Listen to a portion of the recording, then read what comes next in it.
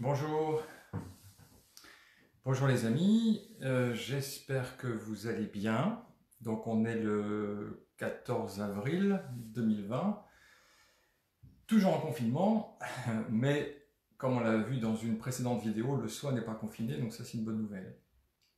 Alors je voudrais aujourd'hui faire une séance peut-être un peu différente, basée sur des questions, des réponses, parce que depuis que je fais ces petites vidéos, je reçois pas mal de questions de gens qui m'envoient des questions par internet ou à travers Facebook. Et donc je vais essayer d'y répondre en sachant que je n'ai pas réponse à toutes les questions, évidemment. Et d'ailleurs, je me méfie des gens qui ont des réponses à toutes les questions. La découverte de l'éveil, ça résout certaines choses, ça donne des réponses à certaines questions, c'est sûr, mais ça ouvre aussi, pour moi en tout cas, un champ de questions nouveau. Pour moi, l'éveil, c'est une ouverture sur le mystère, c'est une sorte d'énigme à vivre, donc c'est pas forcément quelque chose qui donne des réponses à toute chose. Alors, mais en tout cas, sur les questions pratiques, j'ai une expérience de pratique de la VST, de la vision santé de Douglas Harding, donc je peux répondre à partir de ça. Alors, donc, je vais prendre quelques questions qu'on m'a posées. Vous pouvez aussi en poser là dans l'écran, et puis j'y répondrai peut-être dans les jours à venir, puisque donc on a encore du temps à passer ensemble, puisqu'on a encore un mois de confinement, si j'ai bien compris. Alors, Coralie m'a envoyé une question. Elle dit ceci: Bonjour José, comment fait-on pour passer la porte, puisqu'on parle d'effort? Est-ce dû à une pratique assidue ou à une forme de maturation de la conscience, comme un fruit mûr tomberait de l'arbre? Voilà, donc là c'est une question sur l'effort et le non-effort. Est-ce qu'il faut faire des efforts pour accéder à cette présence, ou au contraire, est-ce que ça arrive naturellement sans faire d'effort? C'est une question à laquelle je crois que j'avais essayé de répondre dans une autre vidéo, mais je ne sais plus trop ce que j'avais dit, donc je vais recommencer ici. Alors c'est une question importante. Faut-il faire des efforts ou pas pour accéder à cette présence? Alors j'ai été voir tout à l'heure quelques textes, notamment chez Ramana Maharshi, ce maître indien là. Alors chez Ramana Maharshi, voici ce qu'on lit. Il dit ceci: le soi s'impose toujours par son évidence, le soi toujours présent se réalise sans effort. Vous êtes déjà réalisé. Le soi est présent dans l'expérience de chacun à chaque instant. Donc là, apparemment, pas d'effort du tout. Rien n'est plus simple, c'est toujours Ramana, rien n'est plus simple que d'être le soi. Cela ne demande ni effort ni aide. Voilà. Donc aucun effort, il n'y a besoin de faire aucun effort pour être le soi, même pas besoin d'aide, puisque c'est évident. Mais dans le même Ramana Maharshi, dans d'autres passages, dit, semble-t-il, le contraire, puisqu'il dit: la réalisation du soi n'est accessible qu'aux plus aptes. Il faut être capable de tout sacrifier à la vérité. Le renoncement complet est le critère de cette aptitude. La grâce divine est essentielle pour la réalisation. Elle n'est accordée qu'aux chercheurs fervents, aux yogis véritables, qui a mené une lutte ardue et incessante sur le chemin de la liberté. Ramana Maharshi. Donc, vous voyez, on a le même auteur, Ramana, le même maître, donne, semble-t-il, des conseils contradictoires. Il n'y a pas besoin de faire d'efforts, et puis en même temps, il faut une lutte ardue et incessante. Alors, donc je vais essayer de résoudre ces contradictions, si on peut. Alors, je pense qu'il n'y a pas d'opposition entre ces deux positions, pas d'effort et effort, parce qu'effectivement, il n'y a pas besoin de faire d'efforts, mais en même temps, ça demande quand même une consécration. Ça demande qu'on s'y consacre vraiment. Alors, voyons les choses plus précisément. Déjà, on pourrait dire que ça dépend à qui on s'adresse, ça dépend à qui on parle. Dire qu'il n'y a pas d'effort, ça peut être très très utile à quelqu'un qui fait beaucoup d'efforts, qui s'est engagé dans une pratique assidue de bosseur, qui n'arrête pas de faire des efforts. C'était mon cas par exemple, je pratiquais la méditation zen depuis un certain nombre de mois et d'années, j'étais très assidu, je faisais beaucoup d'efforts dans ma pratique spirituelle, et puis je suis tombé sur ces textes là, de Ramana Maharshi, de Nisargadatta Maharaj, et après de Douglas Harding, qui nous dit, en fait, non, pas besoin de faire d'efforts, c'est déjà là, vous êtes déjà éveillé. Et ça m'a fait un bien fou, en fait, puisque, du coup, en effet, j'ai arrêté de faire des efforts, et j'ai constaté que qu'en effet, c'est déjà là en fait, hein, le soi est déjà éveillé. Bon, donc là, si quelqu'un voilà, est dans un travail assidu, lui dire bah, qu'il n'y a rien à faire, c'est une libération en fait. On peut se détendre dans la présence, on peut se détendre dans l'ouverture finalement, et constater que c'est déjà là. Mais bon, si vous dites aux gens qui ne s'intéressent pas du tout à la spiritualité, il n'y a rien à faire, il n'y a pas d'effort à fournir, bah, ça ne va rien changer. La plupart des gens dans Paris n'en ont rien à faire de la spiritualité, ne s'en occupent pas du tout, ne pratiquent rien du tout. Donc leur dire qu'il n'y a rien à faire, ça ne va pas changer du tout leur mode d'existence. Donc peut-être que pour eux, ce qu'il faudrait dire, allez méditer, allez vous asseoir, intéressez-vous à la spiritualité, lisez des bouquins, faites un peu d'efforts. Bon, voyez. Donc ça dépend à qui on s'adresse. Ça dépend à qui on s'adresse. Mais le fait est, c'est vrai que le fait fondamental pour moi, c'est que en fait, cette présence est là déjà sans effort. La présence est là sans effort. L'espace est déjà ouvert. Regardez au-dessus de vos épaules, là, c'est ouvert. Vous voyez, au-dessus de vos épaules, vous découvrez un espace transparent qui est déjà largement ouvert. Donc on ne va pas créer cet espace ouvert avec nos efforts, ça n'a pas de sens. On ne va pas créer le soi avec nos efforts. On ne va pas créer l'éveil avec nos efforts, c'est parfaitement ridicule. En fait, cette présence que nous sommes est déjà éveillée avant tout effort, en fait. Donc c'est vrai pour moi, la clé, c'est quand même ça, c'est déjà là. Vous voyez, il n'y a pas à créer la vision est déjà là. Il n'y a pas à créer cet espace est déjà ouvert. Il suffit, par contre, il faut en prendre conscience. Il faut en prendre conscience. Alors, est-ce que ça demande des efforts d'en prendre conscience? Là encore, ça dépend, en fait. Pour certains, ça va être très simple, et peut-être que Coralie a raison, c'est une question de maturation. Pour certains, ça va être très simple. Pour d'autres, ça va être peut-être un peu plus long. Parce qu'en fait, notre attention est depuis très longtemps tournée vers l'extérieur, en fait. Nous avons pris l'habitude de retourner, de regarder l'extérieur, et on a négligé de regarder la source, c'est pour vous de regarder dans cette direction. Donc, peut-être qu'il faut... Voilà, je disais que notre attention est tournée vers l'extérieur depuis vraiment très longtemps, depuis la fin de l'enfance, et nous n'avons plus l'habitude de retourner la flèche de notre attention vers l'ouverture pour en prendre conscience. Elle est un peu rouillée, si vous voulez. La flèche de notre attention, elle s'est un peu rigidifiée, et donc oui, il faut peut-être un peu d'effort pour la ramener vers l'espace, vous voyez, au début en tout cas. Mais peu à peu, avec la pratique, ce geste du retournement devient de plus en plus naturel et de plus en plus simple en fait. De plus en plus naturel et de plus en plus simple. Et peut-être que plus que d'efforts, ce dont nous avons besoin, c'est du désir en fait, du désir pour cette présence, du désir pour cet éveil. Parce qu'en fait, la présence, elle se désire elle-même, en fait. C'est la présence qui nous ramène à elle-même. C'est la présence qui a soif d'elle-même. Et c'est elle qui nous tire à elle comme l'aimant attire le fer, en fait. Comme la gravité attire les objets. Et nous, on résiste, en fait. On est tourné vers l'extérieur. Donc, peut-être qu'effectivement, c'est ce désir de la présence qui est important. Je vais vous raconter une anecdote à ce sujet. Il y avait un disciple et un maître qui se baignaient dans le Gange, en Inde, donc par exemple à Rishikesh, voilà. Et c'est pour des bains rituels. Et le disciple demande à son maître, donc ils sont en train de se baigner dans l'eau, le disciple demande à son maître, maître, quand est-ce que je vais atteindre l'éveil? Et pour toute réponse, le maître prend les cheveux du disciple et plonge le disciple la tête sous l'eau. Et le maintient la tête sous l'eau. Encore et encore. Donc le disciple commence à bouger, à s'agiter, il essaie d'attraper la main du maître pour sortir de l'eau, il commence à étouffer, et le maître garde encore et encore la tête du disciple sous l'eau. Et puis juste avant que le disciple se noie, ressort le disciple de l'eau.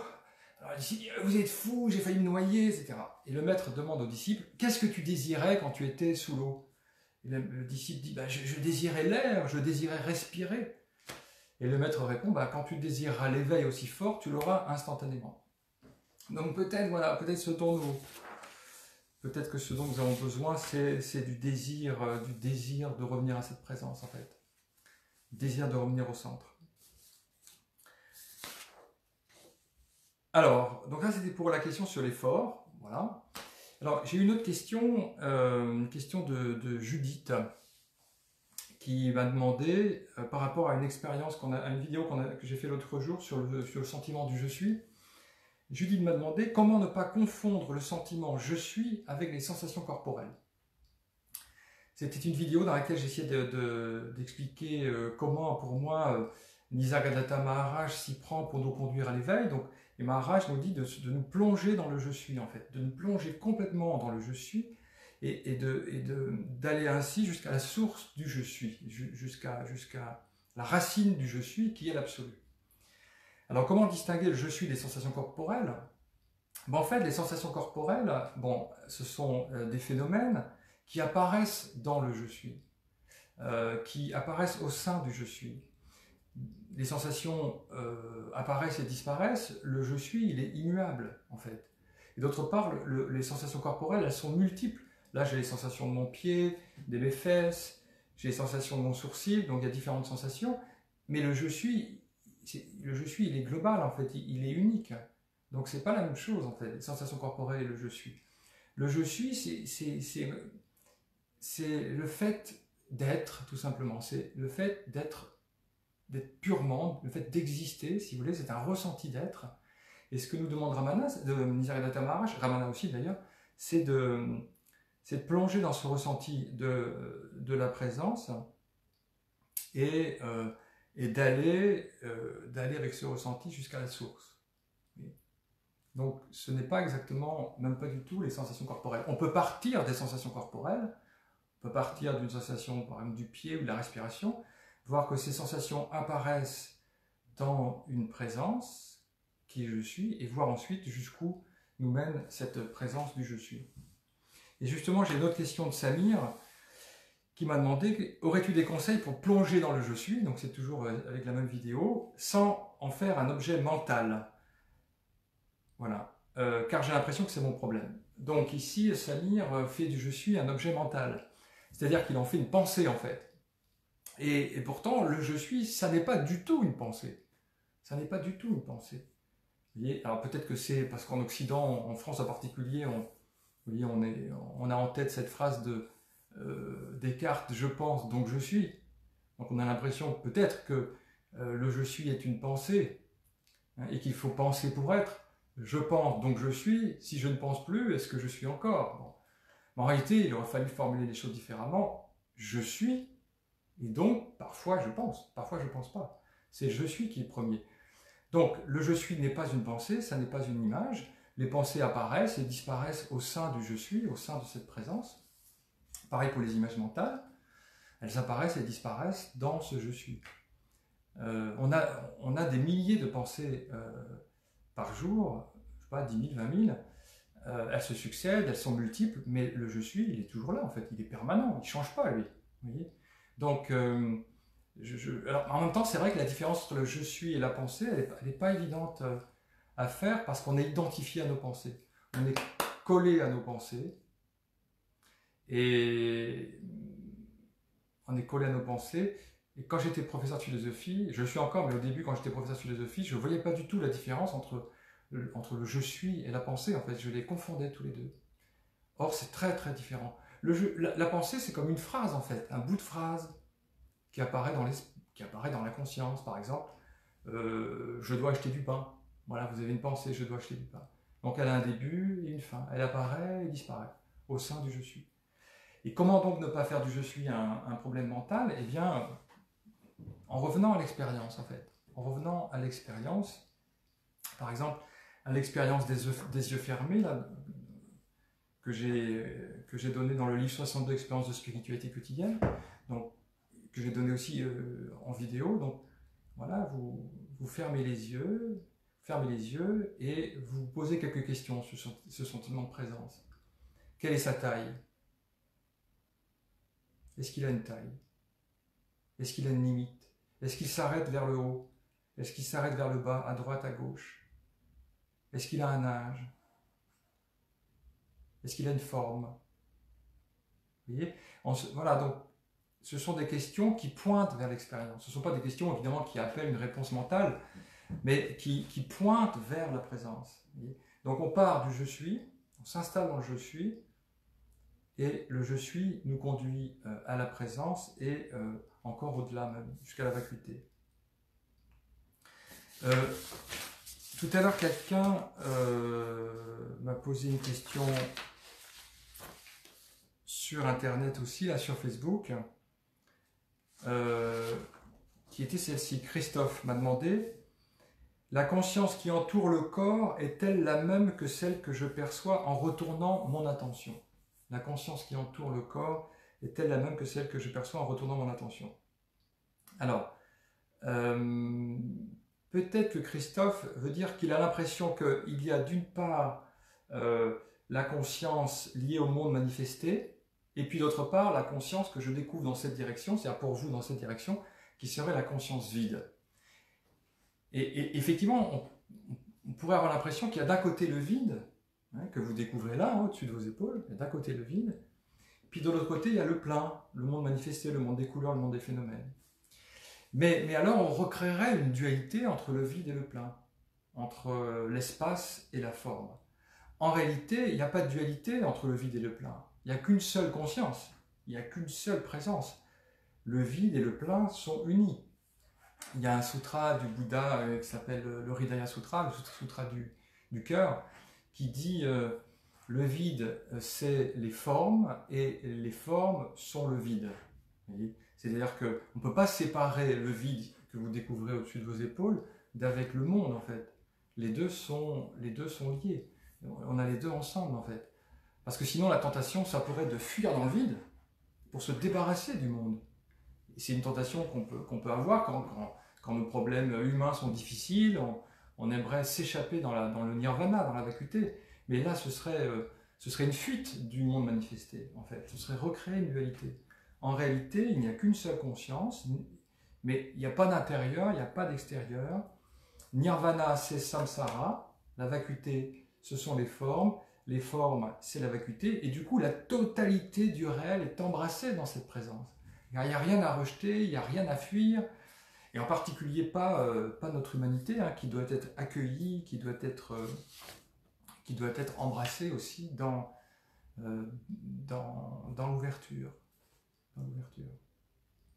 Voilà.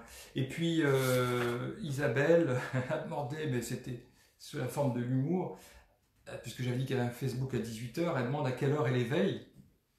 Isabelle, si tu me regardes beaucoup, eh ben, l'éveil c'est maintenant, c'est toujours maintenant bien sûr, ce n'est pas demain, ce n'est pas tout à l'heure, c'est tout de suite, c'est maintenant, parce que évidemment on découvre la présence dans le présent, donc c'est tout de suite. J'ai envie de dire c'est tout de suite ou jamais en fait, c'est tout de suite. Donc quand s'agit-il de retourner son attention maintenant? Où s'agit-il de retourner son attention?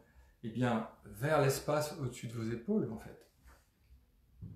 Quel que soit le moment, hein, il n'y a aucun moment qui est meilleur qu'un autre. Il n'y a pas besoin d'être en méditation assis, le dos droit, les jambes croisées en lotus. Cette ouverture au-dessus de vos épaules, elle est accessible tout le temps, à 18h20, en fait, à chaque instant, et partout, quel que soit le lieu, quelle que soit la situation.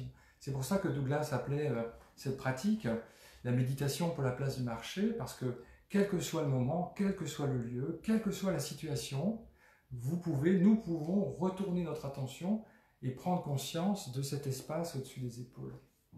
Alors, est-ce que ça demande un effort? Je reviens à la question du début. Est-ce que ça demande un effort? C'est évident, non? Au-dessus des épaules, qu'est-ce que vous découvrez? L'espace, c'est évident. Alors après, peut-être ce qui va demander un effort, une fois que vous l'avez vu, c'est d'y revenir, de penser y revenir en fait, de penser y revenir, parce qu'on l'oublie, on peut l'oublier, on l'oublie facilement en fait. Il ne suffit pas d'avoir vu une fois pour que la vie soit changée, il faut le voir et y revenir encore dans toutes les situations de la vie. Et là, il y a une chose qui est, moi, je trouve très aidante, ce sont les partages en fait, les partages avec les amis, comme maintenant, pardon, le fait de vous parler de cette présence, de cet éveil, ça me permet d'en être parfaitement conscient là. Et peut-être que vous aussi, le fait que vous m'écoutiez maintenant, ça vous permet d'être plus attentif à cet espace au-dessus des épaules. Donc ça, c'est très très aidant. Quand on revient ici, quand on revient à cette présence, à cette ouverture, finalement on s'aide les uns les autres, je trouve. Voilà, alors, bon, là on est confiné, mais voilà, cet outil est formidable pour rester en contact. Voilà. Donc j'avais d'autres questions, hein, mais voilà, c'est des pratiques. Voilà, ça dure à peu près 20 minutes. Peut-être on peut rester un petit peu en silence, comme ça, si vous voulez bien, juste en silence. Et retournez la flèche de votre attention de 180 degrés. C'est-à-dire prenez conscience de l'espace au-dessus de vos épaules. Regardez cet écran et regardez en même temps l'espace dans lequel il apparaît. C'est une flèche à deux directions. Une flèche vers le monde et une flèche vers l'espace qui accueille le monde.